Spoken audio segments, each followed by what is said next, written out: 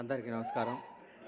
వేదికను అలంకరించిన పెద్దలు, గౌరవ ఉప ముఖ్యమంత్రి శ్రీ బట్టి విక్రమార్క గారికి, మంత్రివర్యులు సీతక్క గారికి, మోదన్నకి, నారాయణ గారికి, మా సాంబశివరావు గారికి, తదితర పెద్దలందరికీ నమస్సుమాంజలి.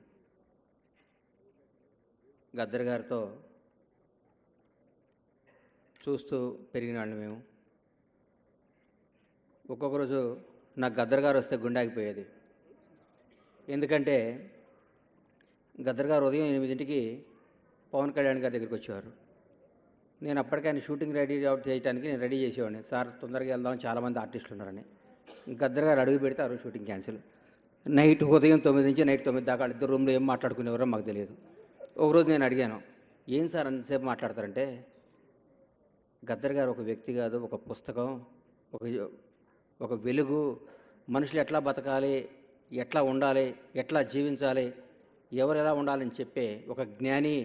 ఆ జ్ఞానంతో గడపడం నాకు షూటింగ్ అంటే ఇది ఎక్కువ ఇష్టం కాబట్టి ఈయనతో గడుపుతాను అంటూ ఉండేవారు. నాకు చాలా ఆనందాన్ని ఇచ్చేది.